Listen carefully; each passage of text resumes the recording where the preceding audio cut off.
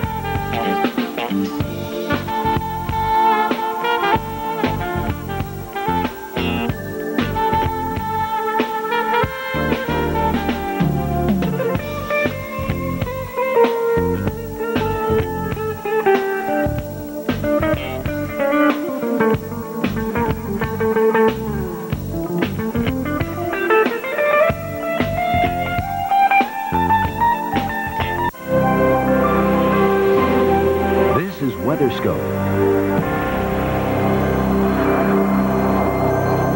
Well, a severe weather outbreak in parts of the Deep South, particularly Louisiana, hard hit. We've had a report of a confirmed tornado in Lafayette, Louisiana, and also one that did a lot of damage in St. Tammany Parish at a town called Covington, where there were 25 injuries and 80% of the downtown was heavily damaged. Good evening. Welcome to WeatherScope. I'm Jeff Morrow. And I'm Kim Perez. We'll have that story as well as our nightly feature El Nino Focus. And we'll go to our forecast center a bit later for a look at how the weekend weather in the Northeast will differ drastically from last weekend. But we begin with the Southeast. An F1 tornado touched down early this morning in Lafayette, Louisiana. At least 20 homes and businesses were damaged. One injury was reported. The twister packing winds between 80 and 100 miles per hour took down trees and tore up rooftops. Officials estimate the tornado path was about 3 miles long and 200 yards wide. Well, Detroit was on the receiving end of some light rain this morning. In fact, the Motor City has had on and off rain since last night. Now be ready for some wintry weather this weekend, as there's a chance of snow showers through Sunday. We'll have that forecast for you here in a second. Now, what's happening in the Southeast? We talked about a severe weather event going on in the Southeast, and we have that for sure happening. We have our water vapor loop kind of telling us the story. A lot of moisture coming in from the Gulf of Mexico here, where you see the really white area. It's our thunderstorm activity at this point. It's all east of our cold front. We're north of the cold front. We're actually getting some thunderstorms, but the severe weather actually from our warm front and southward, and we do have a couple of watches. This one has just been issued. It's until 1 o'clock Central Time, and this watch is until 1 o'clock Eastern Time. Now, these are severe thunderstorm watches, but we have had isolated cases of tornado warnings in there, and we'll talk about those in a second.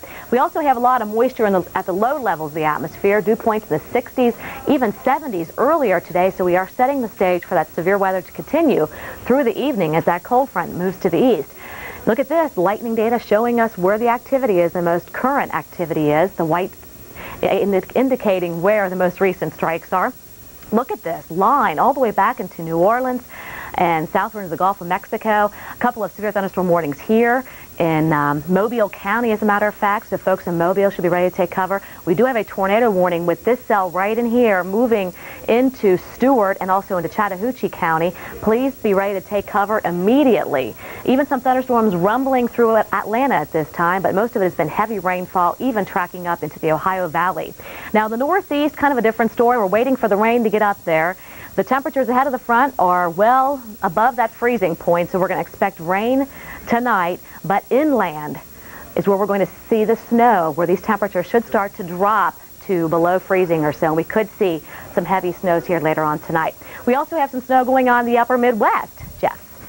That's right, Kim. And really, for most of the upper Midwest and the West, it's been pretty quiet today. Those of you in the Pacific Northwest, though, should be ready for another bout of rain as we head through the weekend. But before we get to the western conditions, let's check out some snowy scenes from North Dakota, in particular there in Fargo, where you certainly know how to get around in the snow. There wasn't a lot of it, but maybe an inch or two that you had to shovel off the sidewalks. That's always a bit of a bummer when you have to get out and do that. Temperature stuck in the 20s, and that's where it is right now, about 21 degrees, wind chills down in the single numbers to low teens.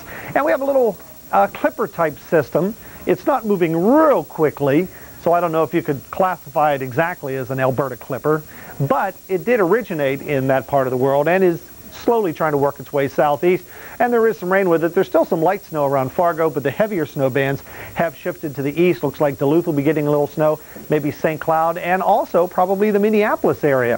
A little bit of a swirl up here in the northern plains on our satellite perspective, and that is our clipper trying to work its way south. A little bit limited moisture to work with.